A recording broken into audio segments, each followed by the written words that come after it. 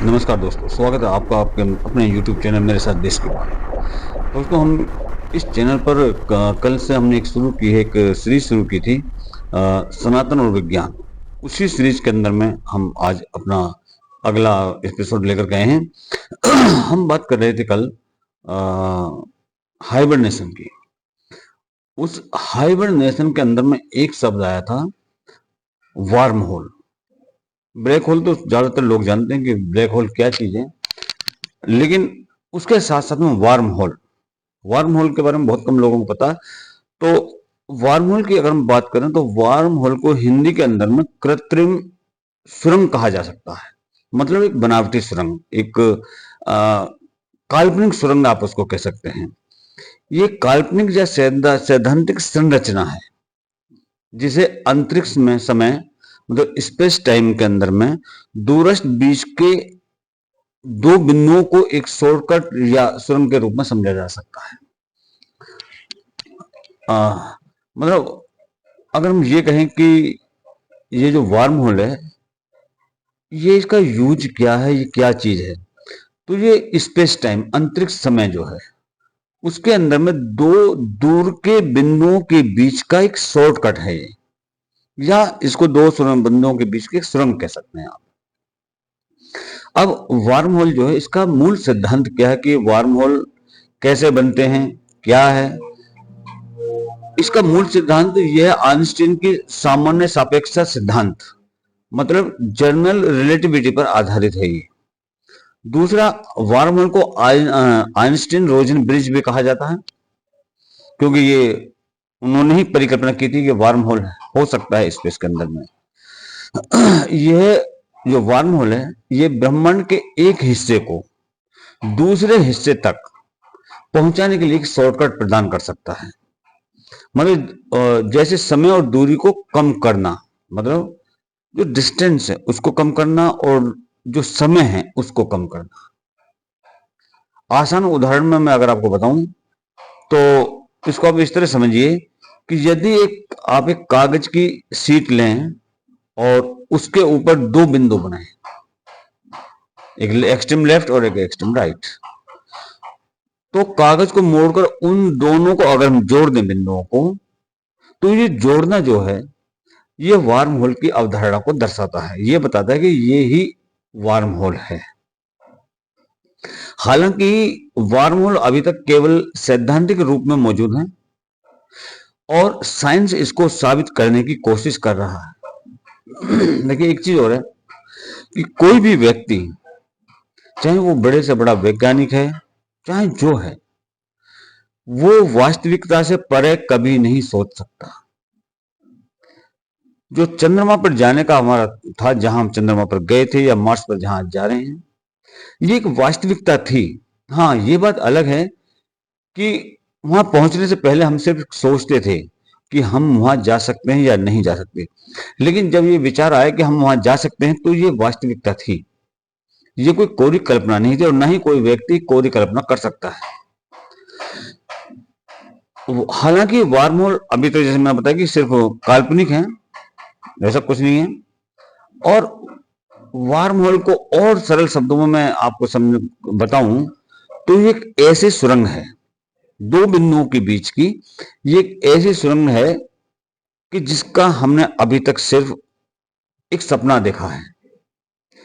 ये ब्रह्मांड के दो दूरस्थ बिंदुओं को आपस में जोड़ती है, जमीन के नहीं बल्कि ब्रह्मांड के, स्पेस के जो दूर के दो बिंदु हैं, ये उनको जोड़ती है। यह आइंस्टीन के सामान्य सापेक्षता के सिद्धांत जो है उसका, जनरल थ्योरी ऑफ रिलेटिविटी पर आधारित है पूरा पूरा है। और इसे विज्ञान कथाओं और सैद्धांतिक भौतिकी के अंदर में अभी तक एक रोमांचक विषय ही माना जा रहा है।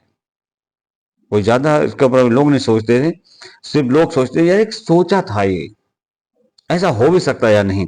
लेकिन आप केवल वही चीजें सोच सकते हो जो या तो आज है या कल होनी है। आप रियलिटी से परे नहीं जा सकते। अब हम बात करें कि जो वार्म होल है, ये बनता किस तरह से, इसकी संरचना क्या है, इसको कौन बनाएगा, किस तरह से बनेगा, कंक्रीट का बनेगा, लोहे का बनेगा, किस तरह का बनेगा, ये बहुत बड़ी बात है। सबसे पहले इसका प्रवेश बिंदु क्या होगा, इसमें एंट्री कहां से होगी, कैसे होगी। वार्म होल के दो छोर होते हैं, दो एंड्स होते हैं उसके, एक एंटर और एक एग्जिट, जिन्हें माउथ कहा जाता है, उनको बोलते हैं माउथ। ये छोर अंतरिक्ष समय के दो बिंदुओं पर स्थित होते हैं। देखिए पूरे अंतरिक्ष के अंदर में समय एक नहीं है, समय अलग अलग है, लेकिन ये दोनों बिंदु अंतरिक्ष में समय के दो बिंदुओं पर स्थित होते हैं, एक इस समय पर और एक उस समय पर। अब होता है दूसरा, आता है इसमें टनल, सुरंग। ये दोनों छोर एक सुरंग के माध्यम से जुड़ जाते हैं, इधर वाला भी एंड और उधर वाला एंड एक सुरंग के माध्यम से जुड़ता है। और इस सुरंग को अंतरिक्ष समय का एक शॉर्टकट भी कहा जा सकता है, समझा जा सकता है, कहा जा सकता है कि अंतरिक्ष टाइम का एक शॉर्टकट है। वार्म होल के भीतर अंदर, जैसा मैंने पहले कहा था कि किस चीज से बना होगा ये, तो वार्म होल के भीतर की जो जगह है उस जगह को नेगेटिव एनर्जी या डार्क मैटर के कारण स्थिर माना जाता है। मतलब जो उसका अंदर की जगह है, जो वार्म होल का अंदर का एरिया है, उस एरिया को नेगेटिव एनर्जी या डार्क मैटर के कारण उसको हम स्थिर मानते हैं, स्टैटिक मानते हैं। अब इसी वार्म होल का दूसरा आता है कि वार्म होल काम कैसे करता है, क्योंकि इसमें ना तो कोई कंक्रीट होगा, ना लोहा होगा, ना मिट्टी होगी। अब ये काम किस तरह से करेगा जब इसमें मिट्टी भी नहीं, लोहा भी नहीं, सीमेंट भी नहीं, कुछ नहीं है। वार्म होल को अंतरिक्ष और समय में एक शॉर्टकट की तरह माना जाता है। मतलब वार्म होल जो है अंतरिक्ष के अंदर, देखिए दो चीजें इसमें, समय और दूरी। इस वार्म होल को हम अंतरिक्ष और समय में एक शॉर्टकट की तरह जानते हैं, मानते हैं।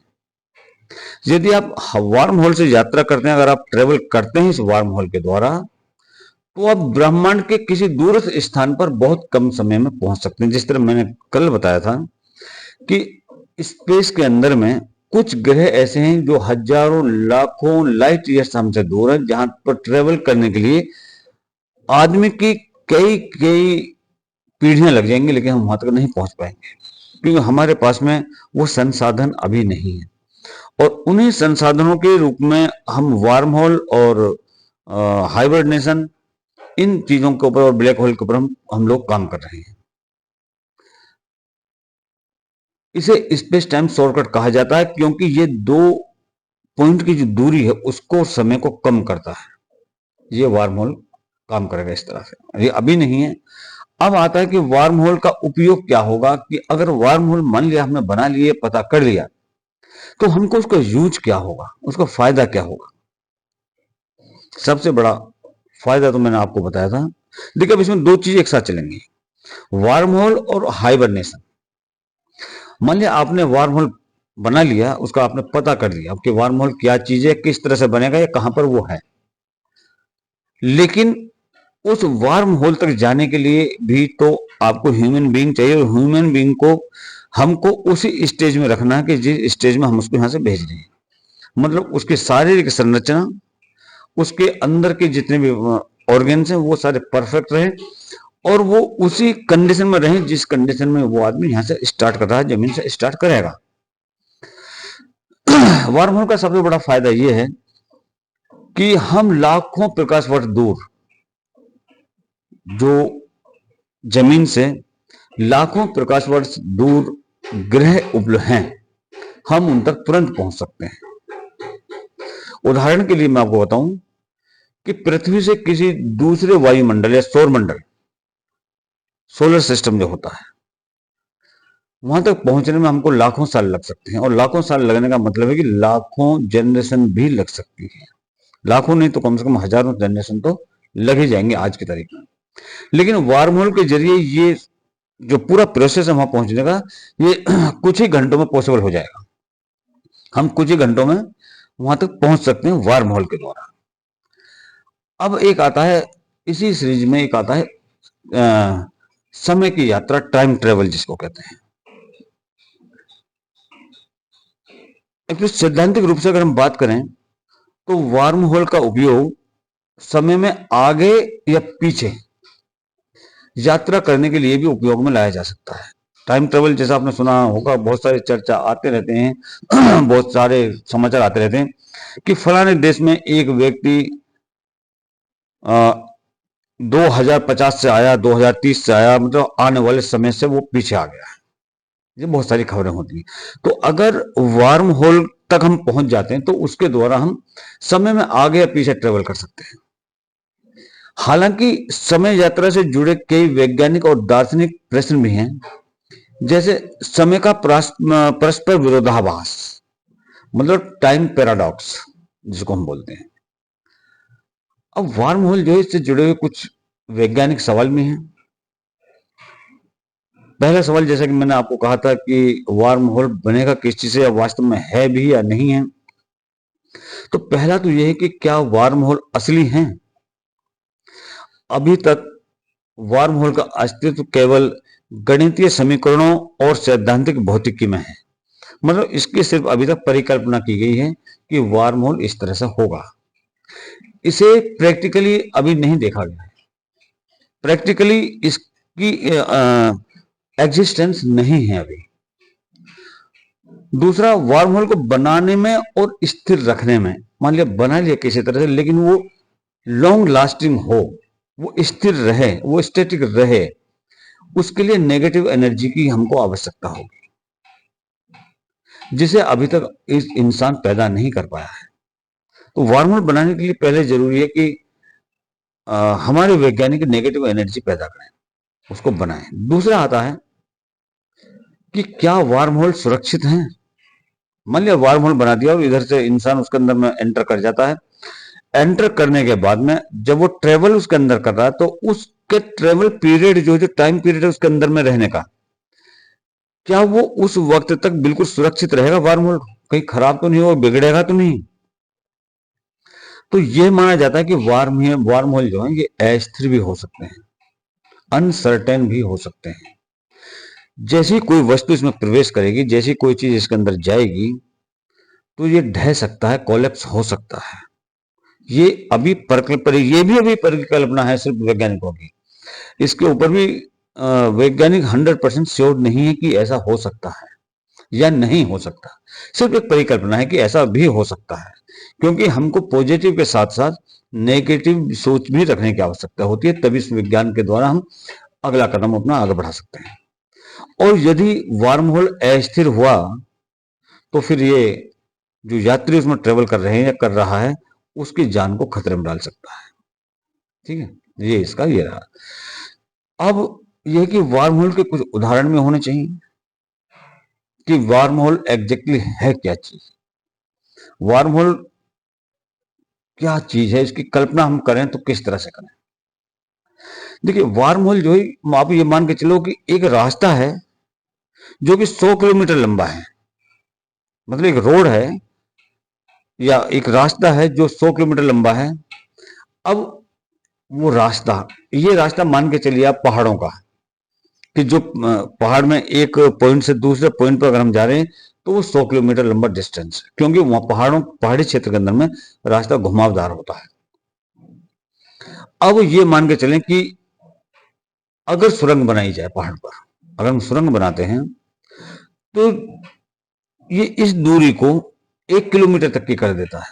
मतलब 100 किलोमीटर का जो गैप है उसको इतना सा ला करके वो 1 किलोमीटर का कर देगा मात्र। ये सुरंग का काम होता है और यही काम वार्म होल का होगा। और वार्म होल बिल्कुल इसी सिद्धांत के ऊपर आधारित है। लेकिन एक चीज और है, जमीन का जो मैंने आपको बताया सुरंग, वो जमीन की जो सुरंग है वो सिर्फ डिस्टेंस को कम करती है। जमीन की जो सुरंग है वो डिस्टेंस को कम करती है, टाइम को नहीं। टाइम जो इस एंड पर है वो ही उस एंड पर रहेगा, ये इसका है। लेकिन वार्म होल अंतरिक्ष में समय और डिस्टेंस दोनों को मोड़ देता है। मतलब जो टाइम का फर्क होगा वो उसको भी मोड़ देगा और डिस्टेंस को भी मोड़ देगा। एक और एग्जांपल इसके लिए मैं देता हूं। एक फेमस फिल्म आई थी इंटरस्टेलर, एक इंग्लिश फिल्म थी इंटरस्टेलर। उसको आप अभी भी देख सकते हैं, कुछ प्लेटफॉर्म्स के ऊपर में वो है। उसमें वार्म होल का उपयोग अंतरिक्ष यात्रियों के लिए दिखाया गया है। इंटरस्टेलर को अगर आप देखेंगे तो उसमें एग्जैक्टली दिखाया है कि वार्म होल किस तरह से प्रयोग में होता है। मैंने जैसे पहले बताया था कि हम वास्तविकता से परे नहीं सोच सकते। अगर वो चीज फिल्म के अंदर आज दिखाई गई है तो वो चीज डेफिनेटली आने वाले वक्त में पॉसिबल होगी, क्योंकि वो जो फिल्म है इंटरस्टेलर, इसके जो एडवाइजर, साइंटिफिक एडवाइजर है, वो एक बहुत बड़ा माना हुआ वैज्ञानिक है जिसने इस फिल्म को गाइड किया था स्पेस के बारे में। इसमें दूसरा क्या है, इसमें दिखाया गया है इसी फिल्म के अंदर, इंटरस्टेलर के अंदर में, कि कैसे एक अंतरिक्ष यात्री एक वार्म होल के माध्यम से दूसरी आकाशगंगा के अंदर में प्रवेश कर जाता है। मतलब एक जो वार्म होल है वो उसके अंदर एंटर करता है और दूसरी गैलेक्सी के अंदर में वो पार पहुंच जाता है। मतलब इस गैलेक्सी से निकल कर दूसरी वाली गैलेक्सी के अंदर वो चला जाता है। और फिर मैं ये कहूंगा कि ये चीज बेशक आज हमारी पहुंच से बाहर है, लेकिन कल हमारी पहुंच के अंदर होगी, इसमें कोई शक नहीं है। क्योंकि इन सब की गवाही सनातन के ग्रंथों के अंदर दी हुई है। अब जिस तरह से कहते हैं विष्णु लोक, विष्णु लोक कहाँ है किसी ने नहीं देखा आज तक, और साइंस भी उसका पता नहीं लगा पाई। लेकिन अगर वो किताब में लिखा हुआ है, एक किताब में नहीं, सनातन धर्म की बहुत सारी किताबों के अंदर में, धार्मिक ग्रंथों के अंदर में लिखा हुआ है कि स्वर्ग लोक है या विष्णु धाम है या जो भी, और वो काफी दूरी पर स्थित है। और उस टाइम पर नारद मुनि स्वयं भगवान ईश्वर, विष्णु भगवान, शिव, जो भी रहे, जो जिस तरह से मानता है, वो अपने स्थान से ट्रेवल करते हुए घूमते इस पृथ्वी तक आए हैं, और वो भी कुछ ही पलों में। तो वो क्या है, मैं वही कह रहा हूं कि ये चीज अवेलेबल है आज भी। ये वार्म होल और आपका जो बाकी चीजें, ये आज भी अवेलेबल हैं, ये नहीं कि नहीं है, लेकिन हमारी पहुंच आज उन तक नहीं है। अब वार्म होल की चुनौतियां क्या क्या हैं वो भी जानना जरूरी है, कि वार्म होल अगर बन गया तो उसके अंदर हमको चैलेंजेस क्या क्या होंगे। पहला चैलेंज, जो चैलेंज हमारे लिए होगा, वो होगा कि वार्म होल को स्थिर बनाए रखने के लिए, उसको जिस पोजीशन में, उसी पोजीशन में बनाए रखने के लिए नेगेटिव मैटर चाहिए हमको, जो कि ब्रह्मांड में बहुत दुर्लभ या अभी तक अप्राप्त है। जो नेगेटिव मैटर है वो या तो कहने कि ब्रह्मांड में है ही नहीं, अगर है भी तो हमें उसकी आज जानकारी नहीं है, और आज हम ये कह सकते हैं कि वो अभी तक अप्राप्त है, अभी तक नहीं मिला है। और किसी भी वार्म होल में यात्रा करने के लिए बड़ी ऊर्जा के अंदर में, बड़ी मात्रा में हमको ऊर्जा और टेक्निक की आवश्यकता होगी। देखिए, अगर वार्म होल भी हमको मिल जाता है, होल मिलने के बाद भी हमको एक एनर्जी चाहिए होगी ट्रेवल करने के लिए, और उसके साथ साथ हमको टेक्निक की भी जरूरत होगी। अभी यह है कि क्या भविष्य के अंदर में वार्म होल संभव है? हाँ, वार्म होल संभव है, क्योंकि वर्तमान विज्ञान में वार्म होल सिर्फ एक सैद्धांतिक उदाहरण है, एक अवधारणा है सैद्धांतिक। यदि भविष्य में विज्ञान और टेक्नोलॉजी, साइंस एंड टेक्नोलॉजी इतनी उन्नत हो जाती है, और निश्चित रूप से वो होगी, कि हम नेगेटिव एनर्जी या डार्क मैटर पर नियंत्रण कर सकें। वार्म होल के लिए सबसे ज्यादा आवश्यक जो चीज है वो ये है, नेगेटिव एनर्जी या डार्क मैटर। ये दो चीज जरूरी है। अगर हम लोगों ने इस पर नियंत्रण कर लिया, वैज्ञानिकों ने इसको प्राप्त कर लिया, तो वार्म होल का निर्माण होना संभव है। अभी बात यह कि वार्म होल का नेगेटिव मैटर मिलेगा किस तरह से। देखिए, इसकी मिलने की मैं आपको एक बताता हूं। काफी दिन पहले एक न्यूज पब्लिश हुई थी कि अफगानिस्तान के पहाड़ी क्षेत्र में, एक पहाड़ी की गुफा के अंदर में, ये तब की बात है जब अमेरिका अफगानिस्तान में लड़ रहा था। उस टाइम पर उन पहाड़ियों के बीच में एक सुरंग के अंदर अमेरिकी सैनिकों को एक जहाज खड़ा दिखाई दिया, हवाई जहाज के वजह से। और वो किसका है ये पता करने के लिए जैसे ही वो उसके नजदीक गए, तो सारे के सारे उसी के अंदर वो समा गए। उसके बाद जब वो वापस नहीं आए, तो दूसरी टुकड़ी गई, और दूसरी टुकड़ी को फॉलो कर रही थी तीसरी टुकड़ी। लेकिन जैसे ही दूसरी टुकड़ी उसके नजदीक तक पहुंचती है, तो वो दूसरी टुकड़ी भी उसके अंदर समा जाती है। लेकिन वो कहाँ गई वो आज तक किसी को नहीं पता। मतलब ये कि वो जो जहाज है, वो जो विमान है, वो मैग्नेटिक फील्ड से बंधा हुआ है, मतलब जब तक वो मैग्नेटिक फील्ड नहीं टूटेगा तब तक कोई भी व्यक्ति उस तक नहीं पहुंच सकता। ये किस्सा मैंने किस लिए आपको बताया? मैंने इसलिए बताया कि जो चीज, जिस चीज को हम ये कहते हैं कि वो नहीं है या नहीं हो सकती है, तो ना नाम की कोई चीज नहीं होती, क्योंकि मैग्नेटिक फील्ड, जिसके लिए अंग्रेजी में आज मैग्नेटिक फील्ड कहते हैं, वो चीज आज नहीं, वो भगवान राम के समय से इस पृथ्वी पर है, क्योंकि वो जहाज कहा जाता है, वो विमान रावण का वो विमान है, और वो उस वक्त का विमान वहां पर खड़ा हुआ है, लेकिन कोई भी इंसान उस तक नहीं पहुंच सकता। कहने का मतलब ये कि जो चीज आज नहीं है या जो आज हमको इम्पॉसिबल लगते हैं, वो कल थी और कल फिर होंगे हमारे पास। अब क्या, ये जो वार्म होल है, वार्म होल और ब्लैक होल, इन दोनों में फर्क क्या है? वार्म होल और ब्लैक होल दोनों ही अंतरिक्ष समय, स्पेस टाइम जो है उससे जुड़े हुए जटिल और रोमांचक खगोलीय सिद्धांत हैं। लेकिन दोनों के बीच में कई महत्वपूर्ण अंतर हैं। वो अंतर क्या क्या है? सबसे पहले तो वार्म होल है क्या? मैंने आपको जैसे पहले बताया था कि वार्म होल एक सैद्धांतिक संरचना है जिसे स्पेस टाइम शॉर्टकट माना जाता है, मतलब स्पेस टाइम का शॉर्टकट है वो। और यह अंतरिक्ष के अंदर में स्थित, दूर में स्थित, नजदीक में, दूर में, दूर में मतलब सदूर स्थित दो बिंदुओं को आपस में जोड़ने का कार्य करता है। और ये कार्य कैसे करता है? जैसे सुरंग का कार्य होता है, ये इस तरह सुरंग का कार्य करता है। दूसरा, वार्म होल का अस्तित्व अभी तक केवल गणितीय और सैद्धांतिक भौतिकी के ही अंदर मिला है। फिजिकली, प्रैक्टिकली अभी ये नहीं है, लेकिन इसे वास्तविकता में कभी देखा या मापा नहीं गया अभी तक।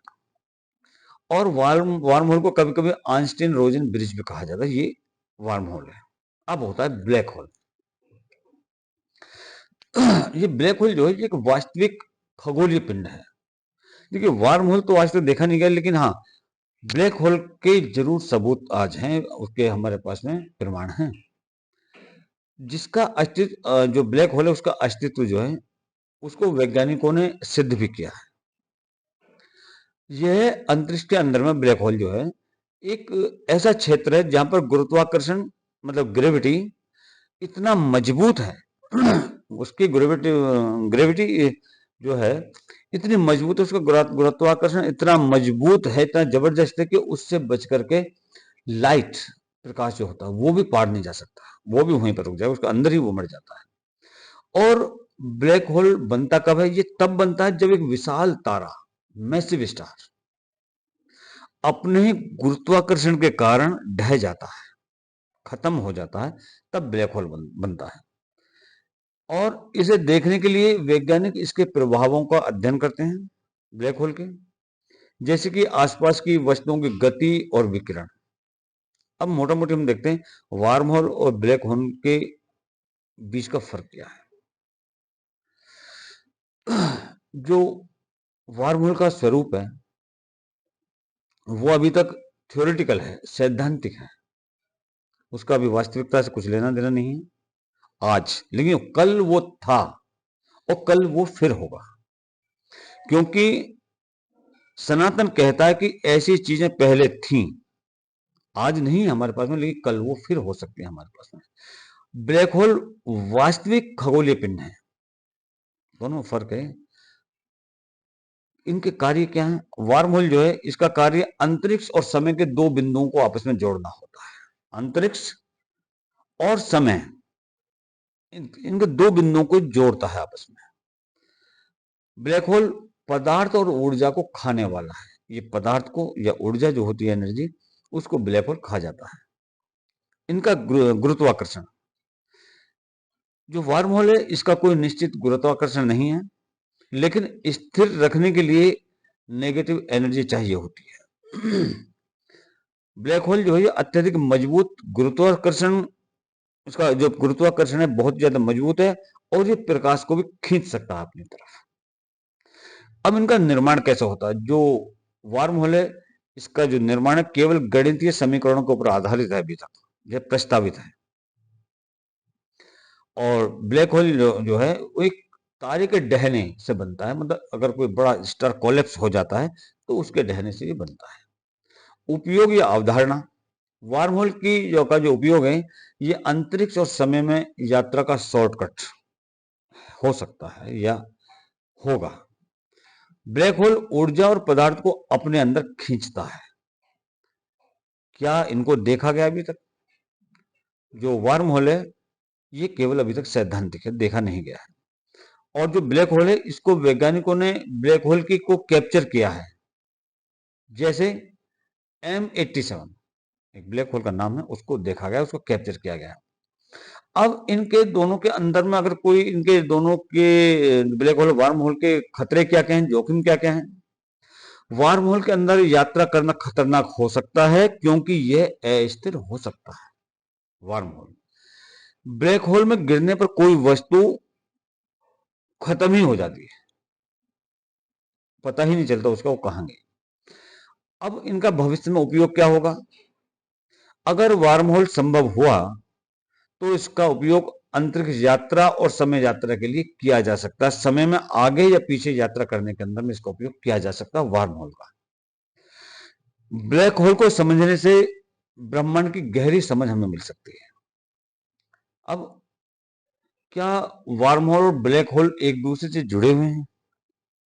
स्पेस के अंदर दो चीजें, वार्म होल और ब्लैक होल, तो क्या ये जुड़े हुए हैं, आपस में इंटरकनेक्ट हैं?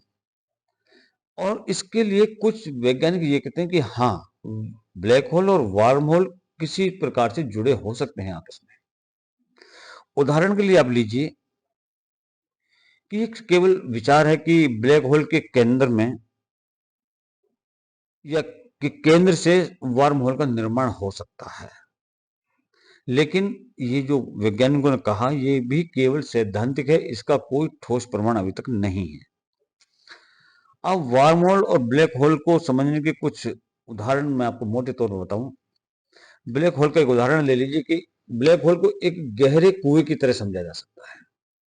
जैसे गहरा कुआं होता है, आप ब्लैक होल को उसकी तरह समझिए कि जहां अगर कुछ गिर जाए तो वो कभी बाहर नहीं आ सकता किसी भी कीमत पर। अब वार्म होल का उदाहरण ले लीजिए आप, इसे दो शहरों के बीच का एक शॉर्टकट मान लीजिए जो समय और दूरी को कम करता है। लेकिन अगर पृथ्वी पर इस टाइप की कोई सुरंग है तो वो केवल दूरी को कम करती है, ना कि समय को। लेकिन वार्म होल समय और दूरी दोनों को कम करता है। ब्लैक होल और वार्म होल की सीमाएं क्या क्या हैं? ब्लैक होल जो है इसके अंदर प्रवेश करने पर कोई भी वस्तु नष्ट हो जाती है। अगर कोई ब्लैक होल के अंदर कोई चीज डाली जाए तो वो बिल्कुल नष्ट हो जाती है। इसे इस स्पेगिडिफिकेशन कहते हैं, जहां वस्तु खिंचकर लंबी और पतली हो जाती है। कहां? ब्लैक होल के अंदर में। अब वार्म होल क्या है? वार्म होल को सबसे मुश्किल चीज जो है वो ये है कि उसको स्थिर नहीं रखा जा सकता आज की तारीख में। कल क्या होगा वो पता नहीं, और कल वो था, लेकिन इसको स्टैटिक रखना मुश्किल है आज के हिसाब से। और इसकी जो संरचना है, इसका जो स्ट्रक्चर, वो तुरंत ही ढह भी सकता है, कोलैप्स भी हो सकता है, जिससे कि यात्रा करना खतरनाक हो सकता है। ये एक प्रिजम्पशन है अभी। कुल मिलाकर के कहा जाए तो आज की इसके अंदर वीडियो के लिए मैं ही कहूंगा ब्लैक होल वार्म होल के बारे में कि ब्लैक होल जो है ये एक वास्तविक वस्तु है आज विज्ञान के हिसाब से, जबकि वार्म होल केवल सैद्धांतिक है, वो एक उसकी परिकल्पना है केवल। ब्लैक होल को देखकर और मापकर हम ब्रह्मांड के बारे में अधिक जानकारी प्राप्त कर सकते हैं। वार्म होल अगर अस्तित्व में आए तो ये भविष्य में अंतरिक्ष और समय यात्रा का एक महत्वपूर्ण साधन हो सकता है।